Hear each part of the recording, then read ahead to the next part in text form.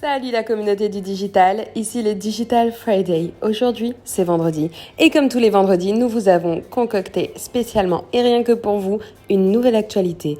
Alors, installez-vous confortablement parce qu'aujourd'hui, nous allons parler de l'histoire d'une grande marque, Nike, qu'il est inutile de présenter. Ce leader mondial, cette marque de référence en termes de sport qui fait parler d'elle aussi bien lors de ses campagnes de communication que dans ses innovations de produits.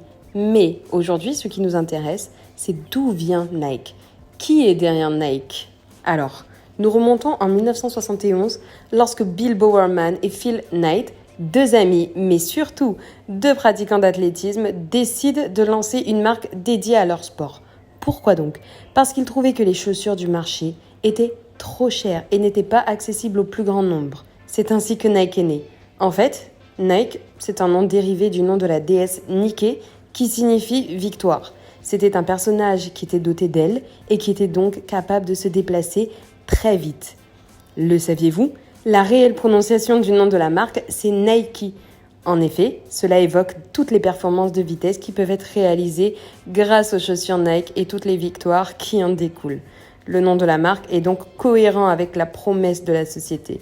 Des produits performants pour atteindre la victoire et qui seraient accessibles à tous. Mais, au-delà du sens, le nom de la marque Nike présente deux atouts majeurs. C'est un nom court et facilement mémorisable. C'est donc stratégique et facilement transposable à l'international. Alors, on va parler de son logo, qui est devenu très vite emblématique. Le swatch de Nike, il est à l'image de la pomme d'Apple ou de la vague de Coca-Cola. En effet, c'est identitaire, autoportant, c'est simple et facilement mémorisable. C'est simplement une virgule qui est inversée à l'horizontale. On peut en faire deux lectures différentes qui peuvent être aussi complémentaires. Ça donne une impression de mouvement ou alors l'aile graphique en référence à la déesse Nike.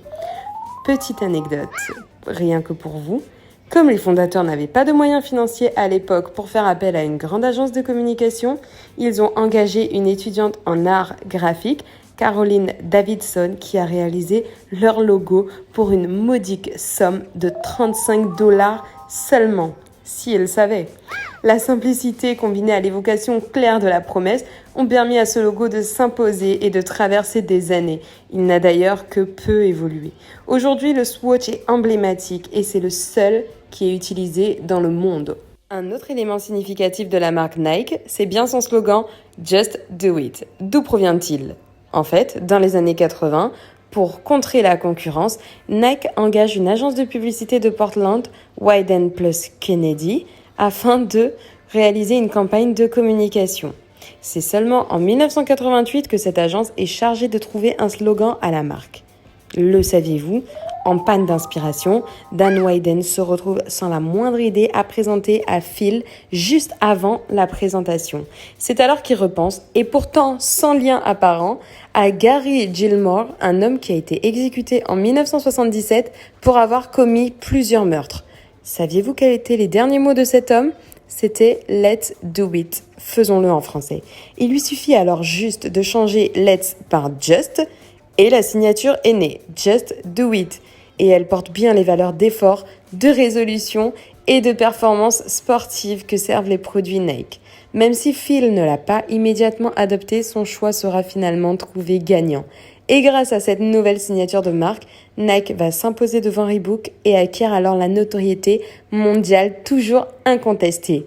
Il faut savoir que Wieden plus Kennedy, qui sont à l'origine du slogan de Nike, travaillent encore avec la marque sur certaines de leurs campagnes publicitaires aujourd'hui.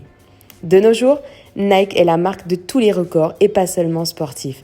En tête du classement mondial 2019 des marques d'habillement les plus valorisées du cabinet londonien Brand Finance, sa valorisation atteint 32,4 milliards de dollars avec une croissance impressionnante de 16%.